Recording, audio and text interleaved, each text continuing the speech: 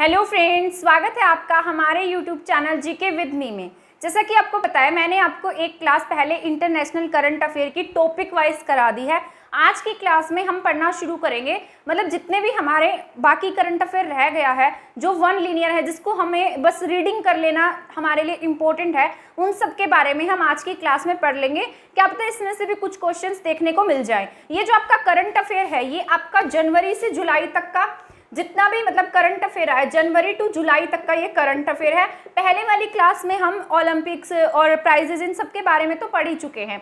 तो आज की क्लास हमारी रहेगी जनवरी से लेकर जुलाई तक के करंट अफेयर के बारे में। और ये जो आपकी क्लास रहेगी, ये सभी एग्जाम के पॉइंट ऑफ व्यू से जरूरी होगी, ठीक है। तो एक बार इस क्लास को देख लीजिएगा आप, और इसको मतलब एक बार इन सभी क्वेश्चंस को रिवाइज कर लीजिएगा। क्या पता इसमें से भी कुछ क्वेश्चंस जो हैं वो आपके एग्जाम में आ जाएं, ठीक है। तो शुरू करते हैं हमारी आज की क्लास का फर्स्ट क्वेश्चन। सबसे पहले मैंने यहाँ पर लिखा है, जो राफेल नडाल है, मैंने आपको बताया था जब आपको मैंने French open, Wimbledon open, Australian open के बारे में पढ़ाया था, तब मैंने आपको बताया था राफेल नडाल के बारे में। किसके बारे में बताया था? Rafael Nadal. राफेल नडाल ने क्या जीता है अभी हाल ही में? ऑस्ट्रेलियन ओपन जीता है। क्या जीता है? Australian open. और इन्होंने किसको हराया है? इन्होंने ऑस्ट्रेलियन ओपन इनके द्वारा जीता गया है और इन्होंने हराया है डैनियल को। किसे हराया इन्होंने? डैनियल, ठीक है। डैनियल और मेद देव नाम है इनका, ऐसा कुछ नाम है। तो डैनियल से आप याद कर लीजिए। राफेल नडाल ने 2022 का जो ऑस्ट्रेलियन ओपन है उसमें किसको हराया है? डैनियल को हराया है, ठीक है। और इनके द्वारा ये जीता गया 21वां ग्रैंड स्लैम है। कौन सा ग्रैंड स्लैम है? 21वां, ठीक है। तो आपको ये याद रखना है, इनके द्वारा ये कौन सा जीता गया ग्रैंड स्लैम है? 21वां ग्रैंड स्लैम है। राफेल नडाल ने ऑस्ट्रेलियन ओपन 2022 जीता है। और इनके साथ साथ नोवाक जोकोविक भी इससे पहले 20 ग्रैंड स्लैम जीत चुके हैं, उनके द्वारा भी 21वां विंबलडन जीता गया, ठीक है। राफेल नडाल ने ऑस्ट्रेलियन ओपन जीता और फ्रेंच ओपन जीता है, ठीक है। और जो नोवाक जोकोविक थे, उन्होंने कौन सा? विंबलडन ओपन 2022 जीता था, ठीक है। इसके बाद नेक्स्ट क्वेश्चन मैंने लिखा है, भारत जो है वो इजराइल की मदद से क्या करेगा, यानी कि जो इजराइल है, ठीक है, मैं आपको यहाँ मतलब एक्सप्लेन कर देती हूँ।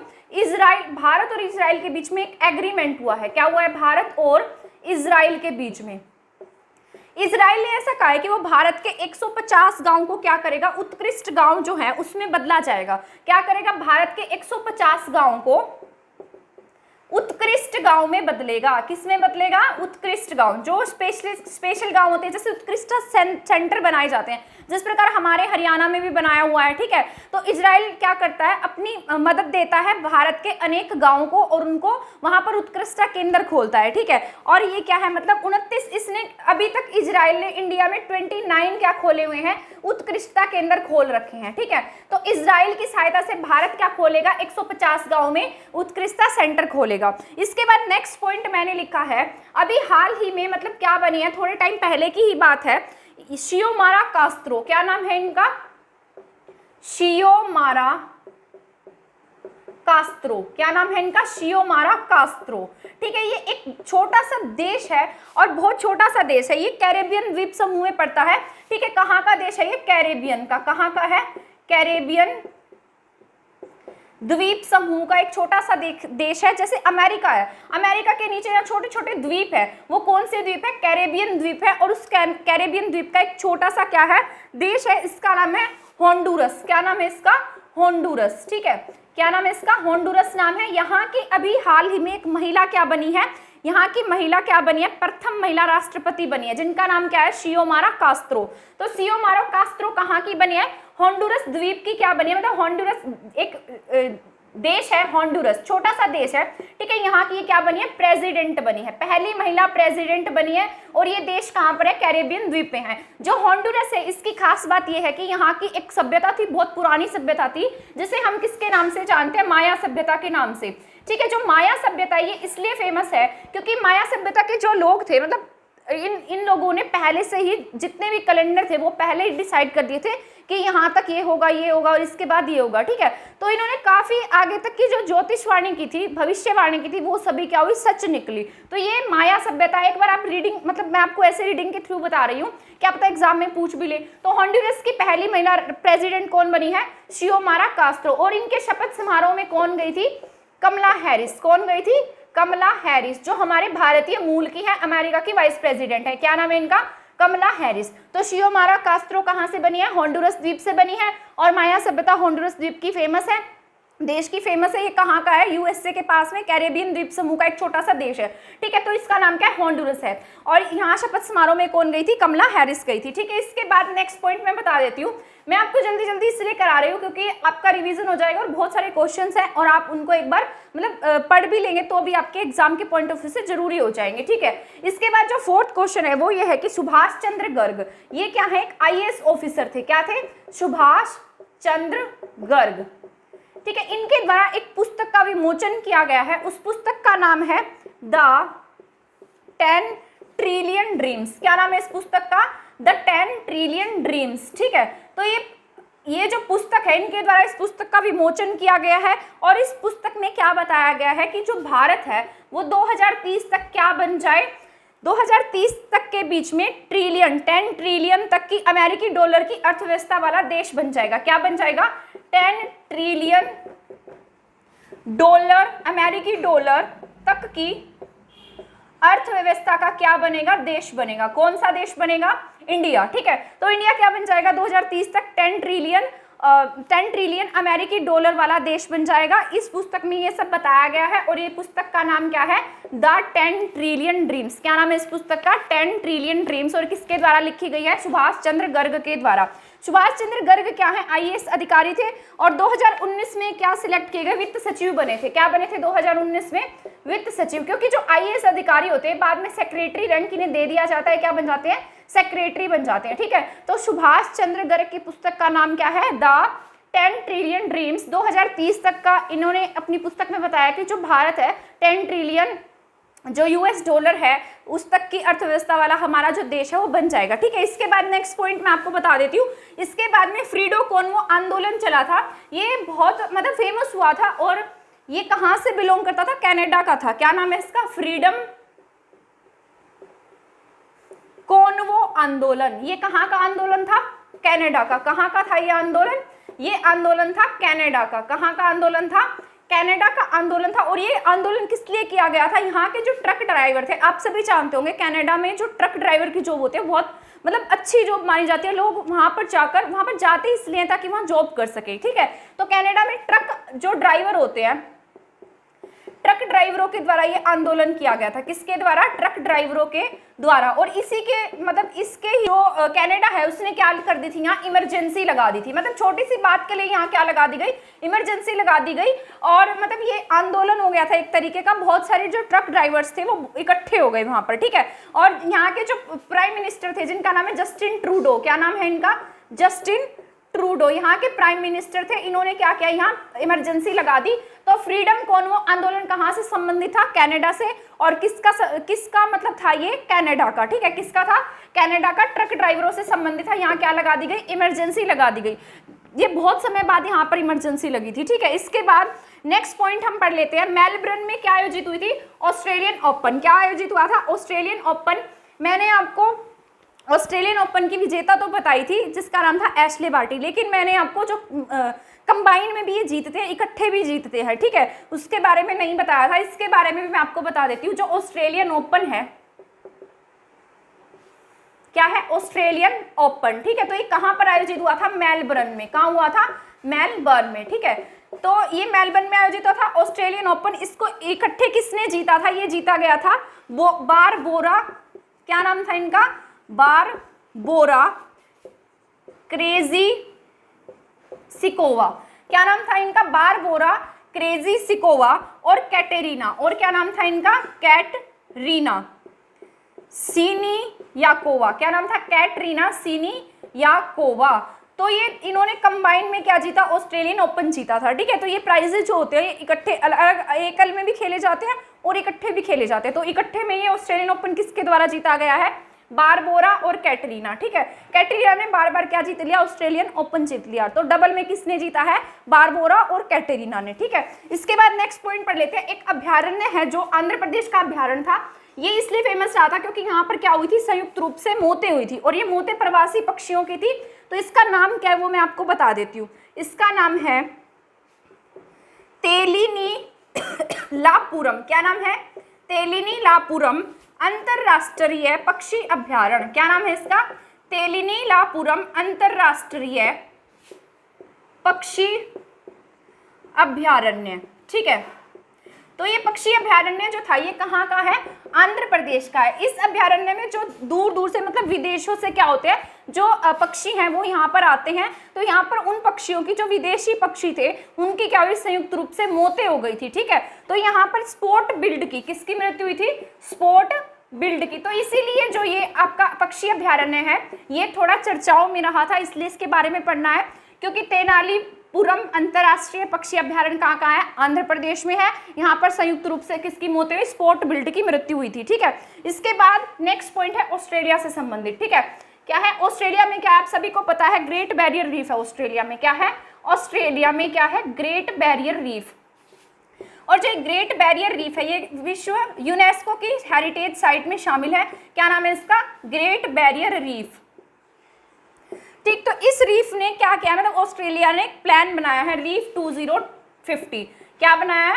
रीफ 2050। ठीक है, इसमें ऐसा कहा गया है कि 2015 में रीफ को ऐसा कहा गया था यूनेस्को की तरफ से कि 2015 में इनको कहा गया था कि ये क्या करेंगे, मतलब जो ऑस्ट्रेलिया की ग्रेट बैरियर रीफ है इसको अपनी यूनेस्को की सूची में से हटा देंगे। क्या करेंगे? यूनेस्को की सूची से इसको हटा दिया जाएगा। और इन्होंने क्या किया? 2050 तक का प्लान रखा और उस प्लान के थ्रू क्या किया इन्होंने? जो रीफ में गिरावट आ रही है ना उसको ठीक करने का लक्ष्य रखा है। वो कब तक का रखा गया है? 2050। तो रीफ का क्या लक्ष्य है? 2050 का। ग्रेट बैरियर रीफ सबसे बड़ी रीफ है। इसमें कितने द्वीप आते हैं? इसमें 900 द्वीप हैं। कितने हैं? 900 द्वीप है। और 2900 से ज्यादा रीफ से मिलकर ये बना है। क्या? Great barrier reef. कहाँ है ये? ऑस्ट्रेलिया में है। ठीक है, आई होप आपको ये समझ में आ गया होगा। इसके बाद हम नेक्स्ट पॉइंट पढ़ लेते हैं। इसके बाद मैंने लिखा है पश्चिमी लहर। क्या लिखा है? पश्चिमी लहर।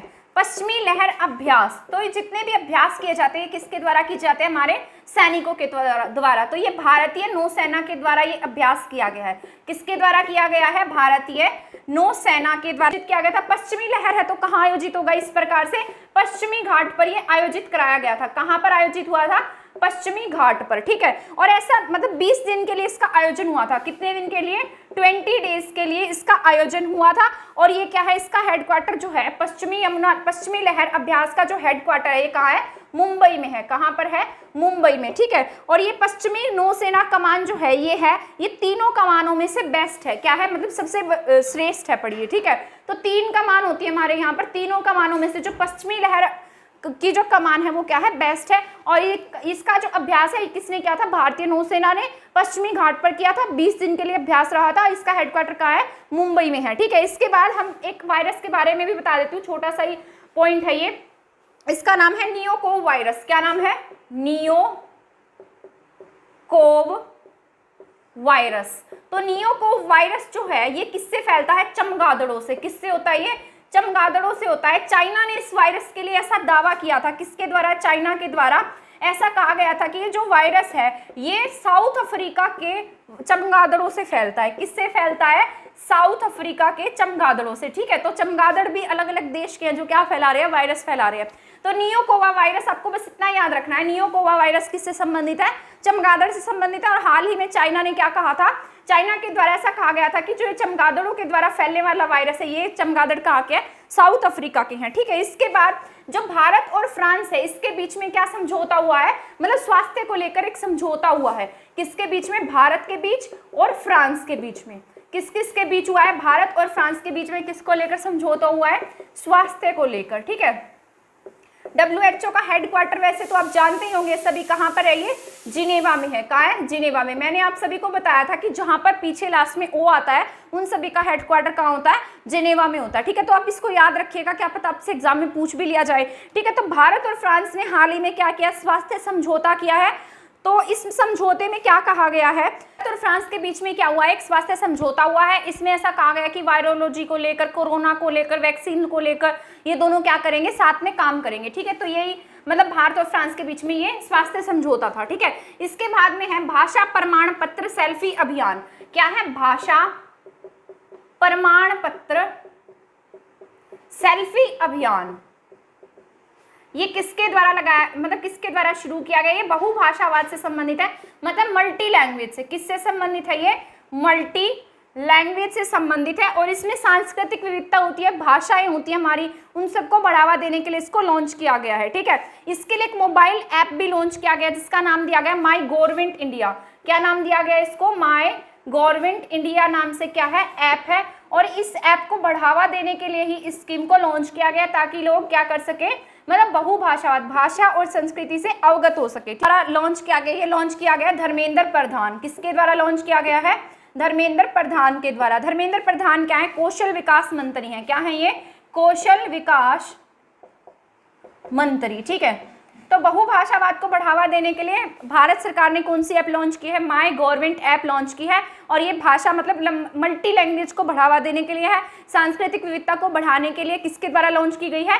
कौशल विकास के द्वारा लॉन्च की गई है। और किसके द्वारा लॉन्च की गई है? ये धर्मेंद्र प्रधान ने इसको लॉन्च किया है। ठीक है, इसके बाद हम नेक्स्ट पॉइंट भी हमारा पढ़ लेते हैं। क्या खोला जाएगा? दिल्ली में पहला इको पार्क। क्या खोला जाएगा? Eco park.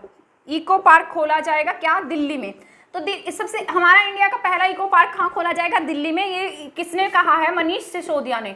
किसके द्वारा कहा गया है? मनीष सिसोदिया के द्वारा ये बात कही गई है। ठीक है, इन्होंने घोषणा की है कि दिल्ली में भारत का पहला क्या होगा? ई कचरा जो है, ई कचरा या फिर ई पार्क बनाया जाएगा। ठीक है, इसके बाद नेक्स्ट पॉइंट है, ये आपका बहुत इंपॉर्टेंट पॉइंट है। मैंने कल आपको रशिया और यूक्रेन के बारे में पढ़ाया था, बट मैं एक पॉइंट बताना भूल गई थी कि जो यूक्रेन में जो भारत के बच्चे फंसे हुए थे, ठीक है, बहुत सारे स्टूडेंट्स वहां पर रह गए थे क्योंकि हमारे इंडिया से बहुत सारे बच्चे थे जो कहाँ पढ़ते थे? यूक्रेन में पढ़ते थे। ठीक है, तो वहां पर बहुत सारे बच्चे क्या हुए? फंस गए थे। तो उसके लिए भारत सरकार ने एक ऑपरेशन चलाया था, यानी कि जिससे बच्चे क्या हो सके, हमारे इंडिया में आ सके। ठीक है, तो इसको नाम दिया था ऑपरेशन गंगा। क्या नाम दिया गया था? ऑपरेशन गंगा। ठीक है, तो ऑपरेशन गंगा किससे संबंधित है? ये यूक्रेन और में फंसे हुए भारतीय जो बच्चे हैं उन्हें वापस लाने से संबंधित था। तो ये आपका इंपॉर्टेंट पॉइंट है। ठीक है, इसके बाद में पॉइंट है 27 फरवरी को क्या मनाया है? 27 फरवरी को मनाया गया है विश्व प्रोटीन दिवस। क्या मनाया है? विश्व प्रोटीन दिवस। तो आपसे पूछा जाए कि विश्व प्रोटीन दिवस कब मनाया जाता है, तो 27 फरवरी को क्या मनाया जाता है? विश्व प्रोटीन दिवस। इसके लिए एक अभियान है जिसका नाम है पोषण। क्या है? पोषण। इसका पूरा नाम मैं आपको बता देती हूँ, इसका पूरा नाम है प्राइम मिनिस्टर। क्या नाम है इसका? प्राइम, मैंने लिखा है 27 फरवरी। 27 फरवरी को क्या मनाया जाएगा? विश्व प्रोटीन दिवस मनाया जाएगा। इसके तहत एक क्या लॉन्च किया गया था? पोषण अभियान लॉन्च किया गया था। इसका पूरा नाम है prime minister over reaching scheme for historic nutrient. ठीक है, क्या नाम है इसका? Prime minister over reaching scheme for nutrient for historic nutrient. ठीक है, और ये कहाँ से शुरू की गई थी? स्कीम को 2018 में राजस्थान से लॉन्च किया गया था। ठीक है, राजस्थान के झुंझुनू से इसको शुरू किया गया था। कहाँ पर? 2018 में। और कब मनाते हैं हम वर्ल्ड प्रोटीन डे? 27 फरवरी को हम हर साल प्रोटीन डे के रूप में मनाते हैं। ठीक है, इसके बाद नेक्स्ट पॉइंट मैं आपको बता देती हूँ। इसके बाद नेक्स्ट पॉइंट है धर्म गार्जियन अभियान। क्या नाम है इसका? धर्म गार्जियन अभियान। तो इस प्रकार के जो अभियान होते हैं, जैसे इस तरीके के जो अभ्यास होते हैं, सॉरी क्या ये अभ्यास है? धर्म गार्जियन अभ्यास। क्या नाम है इसका? धर्म गार्जियन अभ्यास। तो ये अलग अलग देशों के साथ में होते हैं। तो ये कौन से देश के साथ में है? ये हमारे भारत के साथ और भारत प्लस जापान के साथ में। किसके साथ है? भारत और जापान के बीच में क्या है? धर्म गार्जियन अभियान या अभ्यास है। 2018 में सबसे पहली बार इसको शुरू किया गया था। कब किया था इसको शुरू? 2018 में किया गया था। ठीक है, ये किसके साथ में किया गया? मराठा जो इन्फेंट्री है हमारी, मराठा इन्फेंट्री, जिस प्रकार से हमारे यहाँ राजपूत रेजिमेंट है, सिख रेजिमेंट है, उसी प्रकार से क्या है? मराठा रेजिमेंट है। तो मराठा रेजिमेंट प्लस और किसके साथ में हुआ? ये जापान की रेजिमेंट के साथ में हुआ था। ठीक है, तो भारत और जापान के साथ में कौन सा अभियान हुआ? धर्म गार्जियन अभियान। ठीक है, सॉरी अभ्यास। क्या है? धर्म गार्जियन अभ्यास है। इसके बाद में है कौन सा ऐसा देश है जिसने चंद्रमा के दूसरी तरफ क्या देखे हैं? 2 गोले देखे हैं। ठीक है, 2 गोले चंद्रमा पर देखे गए हैं। कहां पर देखे गए हैं? चंद्रमा पर। तो ये कौन से देश ने देखे हैं? तो कौन सा देश हो सकता है ऐसा? चाइना। क्या है? चाइना ऐसा देश है जिसने क्या देखे हैं? अपने वहां पर चंद्रमा पर 2 अलग अलग कांच के गोले देखे हैं। ठीक है, इसके लिए एक ऐप लॉन्च की गई है जिसका नाम क्या है? लोकपाल ऐप। और ये किसने लॉन्च की है? गिरिराज चौहान ने इस ऐप को लॉन्च किया। इसके बाद जो मैं आपको पॉइंट बता रही हूँ, ये आपका बहुत इंपॉर्टेंट पॉइंट है। ठीक है, पहली बार भारत ने क्या किया है? ओशियंस 2022 के सम्मेलन का आयोजन किया है। किसका आयोजन किया है? OCEANS ocean 2022। तो इसका जो आयोजन है वो भारत ने क्या किया, पहली बार इसका जो भारत है उसने इसको पहली बार आयोजित कराया है। ठीक है, ये इंडियन इंस्टीट्यूट टेक्नोलॉजी मद्रास के सहयोग से इसको लॉन्च किया गया, मतलब इसकी मेजबानी की गई है। किसने इसमें योगदान दिया है, मैं आपको यहाँ लिख कर दे देती हूँ। इंडियन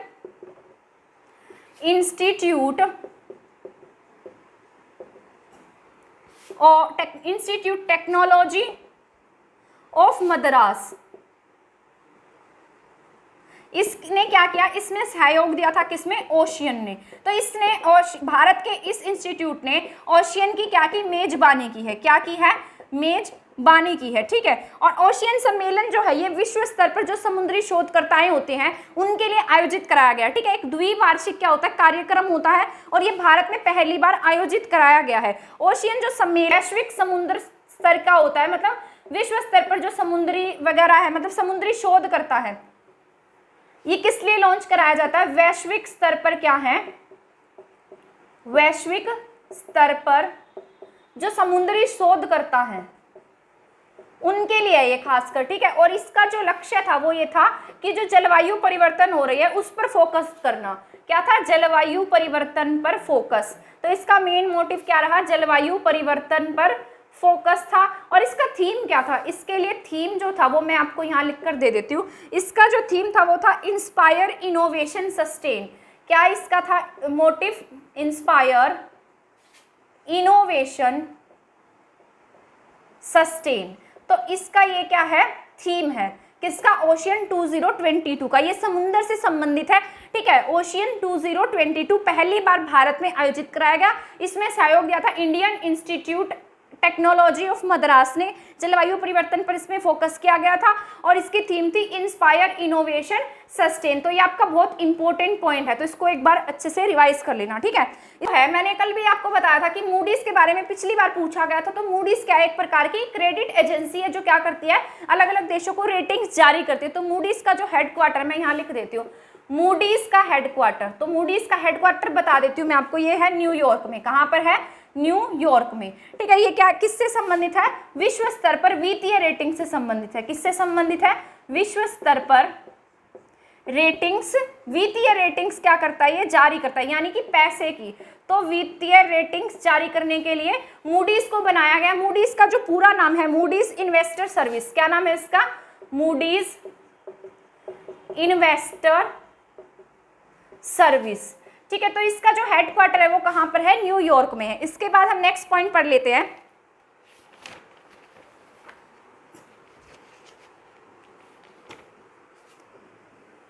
इसके बाद नेक्स्ट पॉइंट है मिलन अभ्यास। क्या है, मिलन अभ्यास। तो मैं यहां लिख देती हूँ क्या है, मिलन अभ्यास। जो मिलन अभ्यास है ये भारत के द्वारा ही शुरू किया गया है, और ये हमारी जो भारतीय नौसेना है उसके द्वारा आयोजित कराया गया। भारतीय नौसेना,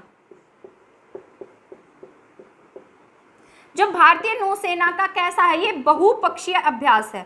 कैसा है, मतलब अलग अलग मुद्दों को लेकर ये अभ्यास कराया जाता है, बहुपक्षीय अभ्यास है। सबसे पहली बार जो इसकी शुरुआत है ये कब की गई थी, 1995 में की गई थी। कब की गई थी इसकी शुरुआत, 1995 में की गई थी। और जो 2022 है, 2022 में जो क्वेड देश हैं, हमारे 4 क्वेड देश हैं, ठीक है, वो भी इसमें क्या लेंगे, हिस्सा ले, उन्होंने भी इसमें क्या लिया, हिस्सा लिया था। ठीक है, किसने, क्वाड देशों में। और 46 देशों को हमने क्या किया, इसमें आमंत्रित किया है। कितने देशों को आमंत्रित किया है, 46 देशों को मिलन अभ्यास में आमंत्रित किया गया है। और मिलन अभ्यास भारतीय नौसेना का है, इसमें क्वाड देशों ने भी हिस्सा लिया है। ठीक है, ये बहुपक्षीय मुद्दों को लेकर ये अभ्यास किया गया है। ठीक है, इसकी जो थीम थी ये थी, ठीक है, तो ये पॉइंट हमारा यहीं खत्म होता है। इसके बाद है संजीव सान्याल। क्या नाम बोला है मैंने, संजीव सान्याल जो है ये प्राइम मिनिस्टर के क्या बने हैं, आर्थिक सलाहकार। तो पीएम के नए आर्थिक सलाहकार, इनका नाम क्या है, संजीव आर्थिक सलाहकार। ठीक है, तो इनका नाम क्या है, संजीव सान्याल। क्या नाम है इनका, संजीव सान्याल। ठीक है, इसके बाद में मोस्ट इंपॉर्टेंट है, ईरान ने क्या किया है, ईरान जो है खैबर बस्टर मिसाइल। क्या नाम है इसका, खैबर बस्टर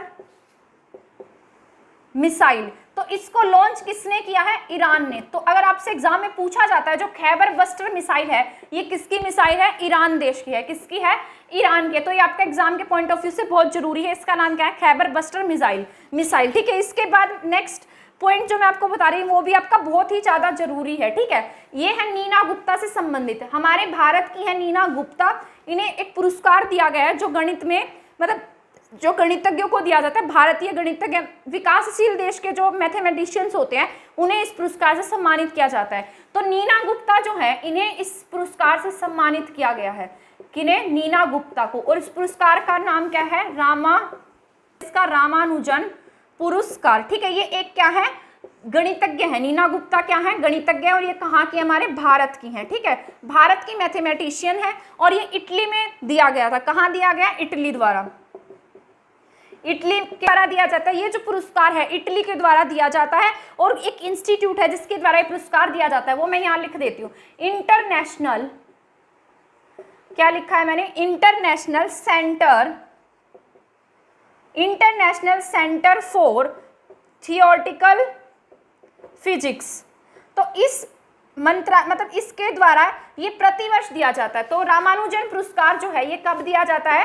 प्रतिवर्ष ये पुरस्कार दिया जाता है। ठीक है, इसकी जो राशि होती है वो एबल फाउंडेशन के द्वारा दी जाती है। मैंने आपको एबल पुरस्कार के बारे में भी बताया था जो सुलीवान को मिला है। ठीक है, वो भी मैथ के लिए दिया जाता है।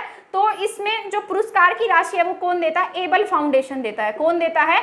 Able foundation. तो ये प्रतिवर्ष दिया जाता है ये पुरस्कार। ठीक है, और विकासशील देशों के जो विज्ञान, मतलब जो मैथमेटिशियंस होते हैं उन्हें ये पुरस्कार दिया जाता है। और इस पुरस्कार के लिए जो मैथमेटिशियंस होते हैं उनकी आयु जो होती है 45 वर्ष से क्या होनी चाहिए? कम होनी चाहिए। 45 से क्या होनी चाहिए? इनकी एज कम होनी चाहिए। ठीक है, इसके बाद हम नेक्स्ट पॉइंट भी पढ़ लेते हैं, वो जापान से रिलेटेड है। जापान ने अपनी पहली हाइड्रोजन से चलने वाली क्या लॉन्च की है? मैं यहाँ लिख देती हूँ, जापान ने हाइड्रोजन से चलने वाली ट्रेन लॉन्च की है। क्या लॉन्च किया? हाइड्रोजन से चलने वाली ट्रेन। हमारे यहाँ पर क्या लाई गई थी हाइड्रोजन से चलने वाली? अभी हाल ही में थोड़े समय पहले ही नितिन गडकरी जी क्या लेकर आए थे? मतलब कार लेकर आए थे। ठीक है, और इन्होंने क्या चला दिया? हाइड्रोजन से ट्रेन चला दिया। तो हमसे ये कितना आगे हैं, मतलब टेक्नोलॉजी के मामले में हमसे आगे हैं। ठीक है, तो जापान की जो टेक्नोलॉजी है वो बहुत अच्छी है।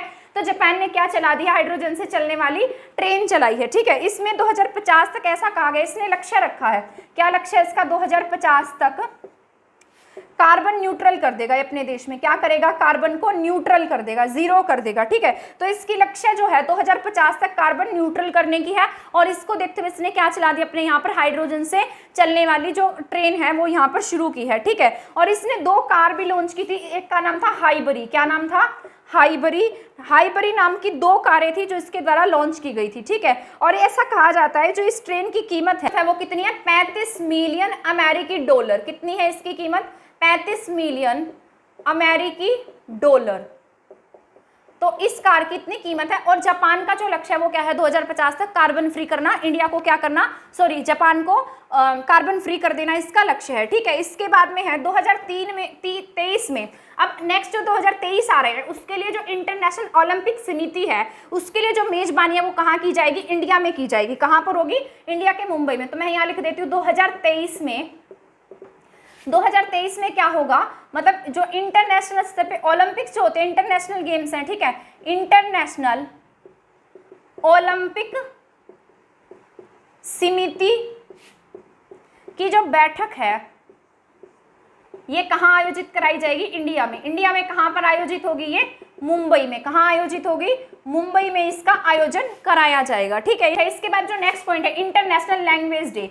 कौन सा डे है? International language day. तो इंटरनेशनल लैंग्वेज डे मनाया गया 21 फरवरी को। हर साल कब मनाते हैं हम? 21 फरवरी को क्या मनाया जाता है? इंटरनेशनल लैंग्वेज डे मनाते हैं। ठीक है, इसके बाद है नन्हे फरिश्ते। रेलवे ने एक अभियान चलाया था जिसका नाम था नन्हे फरिश्ते। अब आपसे एग्जाम में पूछ लिया जाए कि जो नन्हे फरिश्ते हैं, क्या नाम है? नन्हे फरिश्ते। तो नन्हे फरिश्ते अभियान जो है किसके द्वारा चलाया गया? रेलवे के द्वारा, आरपीएफ के द्वारा चलाया गया था। इसके तहत जो खोए हुए बच्चे हैं वो ढूंढ कर लाना इसका लक्ष्य था। क्या था? खोए हुए बच्चों को ढूंढना। तो आरपीएफ ने इसको बहुत मतलब अच्छे से किया है, और ये किसके द्वारा शुरू किया गया था? रेलवे के द्वारा। ठीक है, इसके बाद next question, Gates. Bill Gates को हाल ही में पाकिस्तान ने सम्मानित किया है।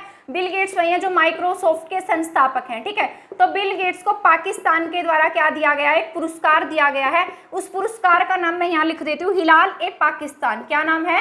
हिलाल ए पाकिस्तान। पाकिस्तान का दूसरा बड़ा सम्मान है ये। ठीक है, क्या नाम है इसका? हिलाल ए पाकिस्तान से किसे सम्मानित किया गया? बिल गेट्स को। बिल गेट्स माइक्रोसॉफ्ट के क्या है? संस्थापक हैं। क्या है? बिल गेट्स माइक्रोसॉफ्ट के संस्थापक हैं, और बिल गेट्स को क्या दिया गया है? पाकिस्तान का दूसरा सर्वश्रेष्ठ पुरस्कार दिया गया है। ठीक है, इसके बाद T49। भारतीय रेलवे ने क्या किया है? उधमपुर श्रीनगर बारमूला रेल लिंक परियोजना को लॉन्च किया है। क्या नाम है इसका? T49। क्या है? T49।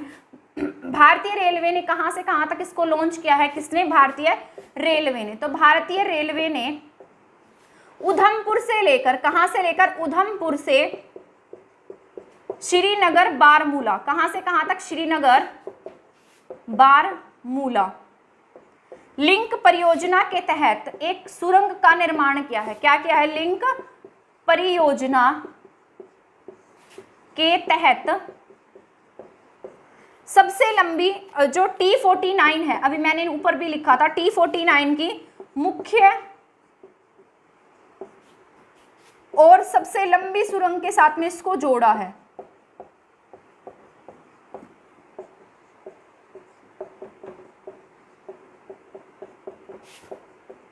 ठीक है, तो इसकी जो लंबाई है वो कितनी है? 12.758 मीटर लंबी रेल सुरंग है ये। ठीक है, तो एक बार इसको रिवाइज करते हैं। T49 जो है ये क्या है? भारतीय रेलवे के द्वारा उधमपुर से लेकर श्रीनगर के बारमूला तक एक रेलवे बारमूला जो रेलवे लिंक परियोजना है, इसको क्या किया है? ज्वाइंट किया है। किससे? T49 से। ठीक है, इसकी टोटल लेंथ कितनी है? 12.758 मीटर है। ठीक है, तो इसका नाम क्या दिया है? T49 इसको नाम दिया गया है। ठीक है, इसके बाद नेक्स्ट पॉइंट जो मैं पढ़ा देती हूँ, डेमोक्रेटिक कंट्री। हमारे जो देश है वो क्या है?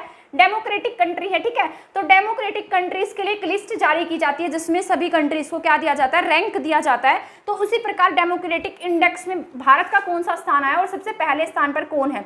तो डेमोक्रेटिक इंडेक्स। वैसे अगर कोई भी बात आए कहीं पर भी, अगर किसी भी चीज की जो लिस्ट जारी होती है उसमें नॉर्वे, स्वीडन, डेनमार्क ये कंट्रीज क्या रहती है? पहले स्थान पर रहती है। तो नॉर्मल सी बात है, डेमोक्रेटिक कंट्री में भी वही कंट्रीज आ गई है। तो इसमें जो फर्स्ट नंबर पर कंट्री आई है वो कौन सी है? नॉर्वे। नॉर्वे वही है जहां पर जिसकी कैपिटल ओस्लो में शांति का नोबेल प्राइज दिया जाता है। तो नॉर्वे डेमोक्रेटिक इंडिया इंडेक्स में क्या आया है? नंबर 1 पे आया है। ठीक है, पहले स्थान पर कौन रहा है? नॉर्वे रहा है, और दूसरे स्थान पर रहा है न्यूजीलैंड। क्या रहा है दूसरे स्थान पर? सेकेंड स्थान पर रहा है न्यूजीलैंड। दक्षिण का ब्रिटेन कहा जाता है इसे। तो न्यूजीलैंड सेकंड नंबर पर आया, और सबसे लास्ट में जो रहा है डेमोक्रेटिक कंट्रीज में अफगानिस्तान रहा है। सबसे लास्ट नंबर किसे दिया है इसने? अफगानिस्तान को दिया है। किसे दिया है? अफगानिस्तान को। ठीक है, और इंडिया कौन से स्थान पर रहा है? इंडिया डेमोक्रेटिक कंट्री में 46 नंबर पर रहा है। कौन से नंबर पे है भारत? 46 नंबर पर डेमोक्रेटिक इंडेक्स में है। ठीक है, इसके बाद मैं आपको बता देती हूँ, अभी प्रेस हाल ही में 3 मई को क्या किया गया था? प्रेस रिपोर्ट जारी की गई थी। जो प्रेस रिपोर्ट थी, यानी कि प्रेस डे है, वो कब मनाया जाता है? 3 मई को मनाया जाता है। कब मनाते हैं? 3 मई को मनाते हैं। क्या मनाते हैं? Press day. ठीक है, तो इसमें भारत जो है वो 150वें स्थान पर आया। 150वें स्थान पर। इस बॉर्डर क्या है?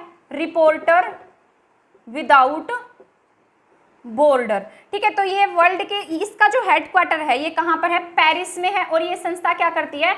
जितने भी देश हैं उन्हें प्रेस के मामले में रेटिंग जारी करती है। 3 मई को हम प्रेस डे मनाते हैं। ठीक है, और ये पत्रकारों की स्वतंत्रता के लिए मनाया जाता है। इसमें 180 देशों की रैंकिंग जारी की जाती है। कितने देशों की? 180 देशों की। तो अब आप देख सकते हैं कि हमारा इंडिया प्रेस में कहाँ पर है? इंडिया का जो स्थान है 150वां आया है। तो हम इसमें बहुत ही पीछे हैं। ठीक है, तो 150वें स्थान पर कौन रहा? इंडिया रहा है। इंडिया को इंडिया को रखा गया बैड कैटेगरी में। किस में रखा गया है? बैड कैटेगरी में इंडिया है। और वेरी बैड कैटेगरी में चाइना आया है। ठीक है, इसमें कैटेगरीज होती है, bad category, good category, very good category. तो उसमें हम इंडिया जो है बैड कैटेगरी में शामिल किया गया है। भारत की रैंकिंग क्या रही है? 180 में से 150वें स्थान पर रही है। ठीक है, इसकी जो थीम थी वो भी मैं यहाँ लिख देती हूँ। इसकी थीम क्या थी? वर्ल्ड प्रेस डे की जो थीम थी, इसका नाम था a new era of polarization. क्या नाम है इसका? Polarization, new era of polarization. Number पर कौन रहा था? नॉर्थ कोरिया रहा था। ठीक है, तो सबसे हम कौन से स्थान पर है? 150वें स्थान पर रहे हैं। पहले हम 140वें स्थान पर थे, अब हम इससे रैंकिंग हमारी गिर गई है, हम 150 स्थान पर आ गए हैं। तो कब मनाते हैं प्रेस डे? 3 मई को मनाते हैं, 150वां हमारा रैंक आया है। ठीक है, क्या है? इसरो ने 2022 में अपना पहला 2022 का क्या लॉन्च किया? पहला PSLV। क्या लॉन्च किया है? PSLV mission C52। तो क्या लॉन्च किया? C52 कहाँ से लॉन्च किया गया है? सतीश धवन स्पेस सेंटर से। कहाँ से लॉन्च किया है? सतीश धवन स्पेस सेंटर से इसको लॉन्च किया गया। इसका जो वेट था 1710 kg था। कितना वेट था इसका? 1710 kg। नेक्स्ट पॉइंट है, बहुत इंपॉर्टेंट पॉइंट है, हाल ही में किस संस्थान ने booming gig and platform economy शीर्षक की जो रिपोर्ट है वो जारी की है? किसकी रिपोर्ट जारी की गई है? Booming gig and platform economy.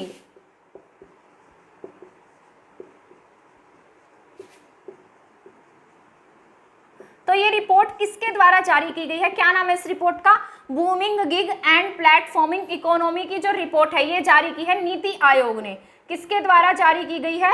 NITI Aayog के द्वारा ये जो रिपोर्ट है ये जारी की, नीति आयोग ने जारी की है। क्या नाम है इसका? Booming gig and platform reporting, मतलब प्लेटफॉर्म इकोनॉमी। ये किसने लॉन्च की है? नीति आयोग ने। इसके बाद एक नेक्स्ट पॉइंट है, इंपॉर्टेंट पॉइंट। अभी मैंने आपको बताया था ईरान के बारे में, एक पॉइंट पढ़ाया था, खैबर बस को ईरान के बारे में बताया था। खैबर बस्टर मिसाइल के बारे में वो किसकी थी? ईरान की थी। अभी ये जो पॉइंट है ये भी ईरान से ही संबंधित है। इसका नाम क्या है? जुजलाना। जुजलाना नाम का एक रॉकेट लॉन्च किया है। क्या नाम है इसका? जुजलाना। तो जुजलाना रॉकेट किसने लॉन्च किया है? जुजलाना रॉकेट ये भी किसका है? ईरान का ही है। किसका है? ईरान का रॉकेट है ये। किसका रॉकेट है? ईरान का। ठीक है, तो इसने अपना रॉकेट लॉन्च किया। इसका जो टोटल वेट है 25.5 मीटर लेंथ है इसकी, और ये क्या करेगा, मतलब 220 kg तक का उपग्रह जो है ये लेकर जा सकता है। तो ये रॉकेट का जो मतलब रॉकेट जो लॉन्च किया गया है, जुजलाना रॉकेट, ये किसने लॉन्च किया है? ईरान ने इसको लॉन्च किया है। ठीक है, इसके बाद नेक्स्ट पॉइंट है, ये भी पढ़ लेते हैं हम। हाल ही में किस देश के साथ राष्ट्रमंडल राजनीतिक अकादमी कार्यक्रम की घोषणा की है? हाल ही में भारत ने क्या घोषणा की है?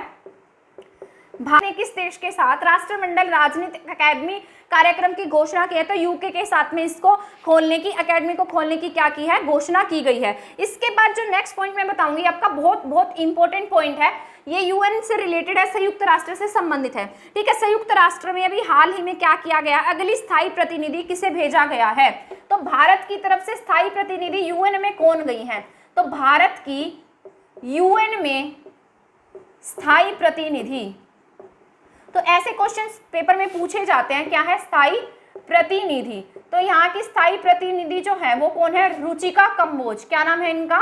रुचिका कंबोज। तो रुचिका कंबोज को क्या कहाँ नियुक्त किया गया? यूएन में भारत का स्थायी प्रतिनिधि घोषित किया गया है। जो ये किसका स्थान लेंगे? ये हाल ही में स्थान लेंगे TS तिरुमूर्ति का। किसका स्थान ले रही है ये? TS तिरुमूर्ति का जो स्थान है वो इन्होंने लिया है। ठीक है, यूएन में स्थायी प्रतिनिधि है, और हर जिस प्रकार से हर देश का क्या होता है? एक स्थायी प्रतिनिधि होता है, उसी प्रकार से इंडिया का क्या है? यहाँ पर एक स्थायी प्रतिनिधि है, और ये इसका जो हेडक्वार्टर है यूएन प्रतिनिधि का न्यूयॉर्क में। कहाँ पर है ये? न्यूयॉर्क में है। ठीक है, तो आपको ये याद रखना है कि रुचिका कंबोज क्या बनी है? यूएन में भारत की स्थायी प्रतिनिधि बनाई गई है। ठीक है, इसके बाद मैंने नेक्स्ट पॉइंट लिखा है एक्स खान क्वेस्ट 2022। ये भी आपका इंपॉर्टेंट है। क्या लिखा है? X Khan quest 2022। ये कहाँ आयोजित किया गया? मंगोलिया। मंगोलिया के उलन बटोर में इसका आयोजन हुआ है। कहाँ पर हुआ है? उलन बटोर में। इसमें 16 देशों की जो सेना है उसने भाग लिया है। कितने देशों की? 16 देशों की जो सेना है उसने इस फेस्टिवल में भाग लिया है। क्या नाम है इसका? X Khan quest. और हमारे भारत की तरफ से जो प्रतिनिधित्व किया था वो लद्दाख ने किया था। किसने किया? लद्दाख ने। ठीक है, तो आपको इतना याद रखना है, एक्स खान क्वेस्ट 2022 कहाँ पर आयोजित हुआ? मंगोलिया के उलन बटोर में। भारत की तरफ से जो प्रतिनिधि रहा था वो लद्दाख रहा था। इसके बाद में भारत और नेपाल के बीच में एक क्या चली है? ट्रेन चली है, जिसका नाम क्या है? गौरव ट्रेन। क्या नाम है इसका? गौरव ट्रेन। इसके बारे में भी मैं आपको बता देती हूँ। बहुत सारे भारतीय गए हैं। इस ट्रेन का जो लक्ष्य है वो ये है कि जो भारत में पर्यटन स्थल है और जो नेपाल में पर्यटन स्थल है, जिस प्रकार धार्मिक स्थल भी इसमें शामिल है, तो उन सबको मतलब इसमें जो पर्यटक गए हैं उन्हें उन सभी स्थल की बारे में बताया जाएगा, उन्हें वहां पर लेकर जाया जाएगा। ठीक है, तो भारत और नेपाल के बीच में कौन सी ट्रेन चली है? गौरव ट्रेन। इसके बाद में है कौन सा वन्य जीव अभ्यारण्य भारत का पहला स्काई रिसरे वाला है? ठीक है, क्या है? डार्क है पड़ा, तो डार्क स्काई बना है ये चांगथांग वन्य जीव। क्या नाम है इसका? चांगथांग वन्य जीव है। खगोल विज्ञान को बढ़ावा देने के लिए है। ठीक है, किसको बढ़ावा देने के लिए है? ये पहला बनाया गया है, चांगथाम वन्य जीव है। किसको बढ़ावा देने के लिए? खगोल विज्ञान को। डार्क स्काई है। इसके बाद नेक्स्ट पॉइंट है खुद सगुल झील। क्या नाम है इसका? खुद सगुल झील। ठीक है, खुद सगुल झील ये कहाँ की है? इसे यूनेस्को की सूची में अभी हाल ही में शामिल किया गया, तो आपका इंपॉर्टेंट पॉइंट है ये भी। क्या नाम है इसका? खुद सगुल झील है। ठीक है, और ये कहाँ की झील है? मंगोलिया की। कहाँ की है? मंगोलिया की है। और इसे किसकी सूची में शामिल किया गया? हाल ही में यूनेस्को की सूची में शामिल किया गया है। और ये कैसी झील है? मीठे पानी की झील है। कैसी है? मीठे पानी की। और मंगोलिया की सेकंड बड़ी मीठे पानी की झील है ये। और ये कहाँ पर है? मंगोलिया प्लस रशिया की सीमा पर है। किसकी सीमा पर है ये? मंगोलिया प्लस रशिया की सीमा पर कौन सी झील है? खुद सगुल झील। ठीक है, इसके बाद नेक्स्ट पॉइंट है किस देश ने एससीओ सदस्य देशों के लिए सॉलिडेरिटी 2023 नाम से संयुक्त अभियान आयोजित कराया? ठीक है, तो ये अभियान किसके द्वारा आयोजित कराया गया? एससीओ आ गया, तो एससीओ आते ही इसका जो हेडक्वार्टर है वो चाइना के शंघाई में है। ठीक है, तो ये किसके द्वारा आयोजित कराया गया? चीन के द्वारा। ठीक है, चीन ने हाल ही में एक विमान लॉन्च किया जिसका नाम क्या है? फूजियान। क्या नाम है इसका? फूजियान विमान है। ठीक है, ये किसके द्वारा लॉन्च किया गया है? चाइना के द्वारा। इसके बाद नेक्स्ट पॉइंट है कौन सा देश 2022 में एससीओ की बैठक में क्षेत्रीय आतंकवाद विरोधी बैठक की मेजबानी करेगा? तो इसमें कौन सा देश मेजबानी कर रहा है? भारत। और ये कहाँ पर आयोजित कराई जाएगी? नई दिल्ली में। कहाँ आयोजित कराई जाएगी ये? नई दिल्ली में इसका आयोजन कराया जाएगा। इसमें पाकिस्तान, चाइना, ठीक है, इस तरीके के जो देश हैं वो शामिल होंगे। तो ये एससीओ की मेजबानी 2022 में कौन कर रहा है? चाइना कर रहा है, सॉरी भारत कर रहा है। नई दिल्ली में इसका आयोजन कराया जाएगा। इसके बाद ये क्वेश्चन है जो आपका इंपॉर्टेंट है, NHAI ने 105 घंटे में 75 किलोमीटर लंबी सड़क बनाकर किसका रिकॉर्ड तोड़ दिया? कतर का रिकॉर्ड तोड़ा है। और हमने कितने मीटर लंबी जो सड़क है वो बनाई है? 37.5 मीटर जो लंबी सड़क है वो भारत के द्वारा बनाई गई है। भारत ने कतर का रिकॉर्ड तोड़ दिया। कतर की जो सड़क थी वो 25 मीटर थी। कितनी थी? 25.275 किलोमीटर की थी। ठीक है, तो हमने 105 घंटे में बनाई है। बिटुमिन्स के द्वारा ये सड़क जो है वो बनी हुई है। ठीक है, आई होप आपको ये सभी क्वेश्चंस जो है वो समझ में आ गए होंगे। मतलब जितने भी इंपॉर्टेंट क्वेश्चंस हैं वो मैंने आज की क्लास में आपको करा दिए हैं। आई होप आपको ये सभी क्वेश्चन समझ आए होंगे। अगर आपको मेरा पढ़ाया हुआ समझ में आता है तो प्लीज़ मेरे चैनल को सब्सक्राइब करना, मेरी वीडियो को शेयर करना ना भूलें। ये आपकी क्लास जो है ये हरियाणा HCS के साथ साथ हरियाणा CET के लिए भी बहुत ज़रूरी है, क्योंकि इसमें मैंने मोस्ट ऑफ जितना भी इंपॉर्टेंट करंट अफेयर है वो सब आपको करा दिया है। ठीक है, और अगर आपको मेरी क्लास पसंद आती है तो प्लीज़ क्लास को शेयर कर दीजिएगा। थैंक यू, धन्यवाद।